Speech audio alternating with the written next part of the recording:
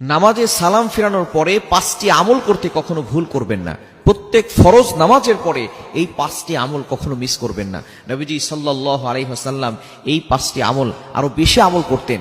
আমি আপনাদের কাছে সহজ করণার্থে 5টি আমলের কথা বলছি। এগুলো অবশ্যই আমরা নামাজের সালাম ফেরানোর পরেই আমরা আমলগুলো করব। প্রত্যেক ফরজ নামাজের পরে নামাজ অবশ্যই পড়ব, মাস্ট বি। নামাজ পড়ার পরে আমরা এই 5টি আমল কেউ ছাড়বো না। 1 নাম্বার, সালাম ফেরানোর পরেই আপনি একবার উচ্চ স্বরে বলবেন আল্লাহু আকবার।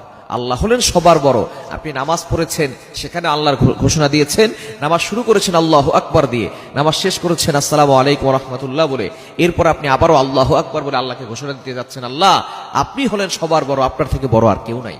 এরপরে আপনি বলবেন আস্তাগফিরুল্লাহ। মুসলিম শরীফের হাদিস, তিরমিজি শরীফ, বিভিন্ন সিয়াসিত্তার হাদিসের কিতাবের ভিতরে হাদিসটি এসেছে।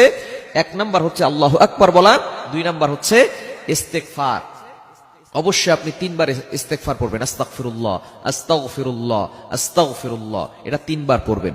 এখন অনেকে বলবেন, হুজুর নামাজ তো ভালো কাজ করেছি, ইস্তেগফার করার কি দরকার? ইস্তেগফার হচ্ছে ক্ষমা প্রার্থনা করা, এটা গুনাহের পরে মানুষ করে। কিন্তু নামাজ তো ভালো কাজ, নামাজের পরে আবার ইস্তেগফার কেন পড়বো?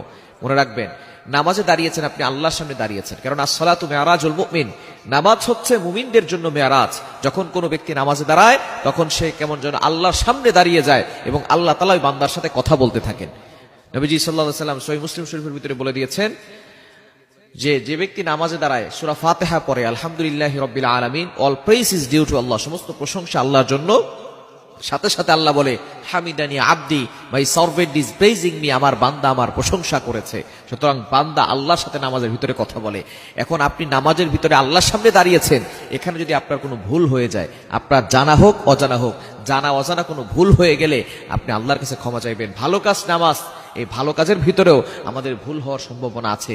এজন্যই আমরা নামাজের শেষে কি চমৎকার ভাবে নবীজি সাল্লাল্লাহু আলাইহি ওয়াসাল্লাম আমাদেরকে শিক্ষা দিয়েছেন, একবার আল্লাহু আকবার বলার পরে 3 বার আস্তাগফিরুল্লাহ আস্তাগফিরুল্লাহ আস্তাগফিরুল্লাহ, আল্লাহর কাছে ক্ষমা প্রার্থনা করে নিব। তাহলে নামাজের ভিতরে যে ভুল ত্রুটিগুলো হয়েছে ছোটখাটো, এগুলো আল্লাহ পাক রব্বুল আলামিন ক্ষমা করে দিবেন। 3 নাম্বার হচ্ছে, এই হাদিসের ভিতরে এসেছে, এই দোয়াটা নবী সাল্লাল্লাহু আলাইহি ওয়াসাল্লাম পড়তেন। ইস্তেগফার 3 বার পড়ার পরে তারপরে বলতেন আল্লাহুম্মা আনতাস সালাম ওয়া মিনকাস সালাম তাবারাকতা রব্বানা ওয়া তাআলাইকা ইয়া জাল জালালি ওয়াল ইকরাম।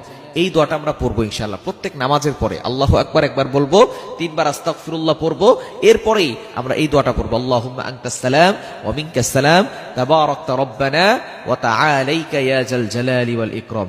এটা আমরা পড়ে নিব ইনশাআল্লাহ। এরপরে হচ্ছে আমরা 4 নম্বরে আয়াতুল কুরসি পড়ব। নামাজের পরে আয়াতুল কুরসি অবশ্যই পড়বেন। 5 ওয়াক্ত নামাজের পরে আয়াতুল কুরসিটা পড়ে নেবেন, কেননা নবীজি সাল্লাল্লাহু আলাইহি ওয়াসাল্লাম জানিয়ে দিয়েছেন, মান ক্বারা আয়াতাল কুরসি ফি দুবুরি কুল্লি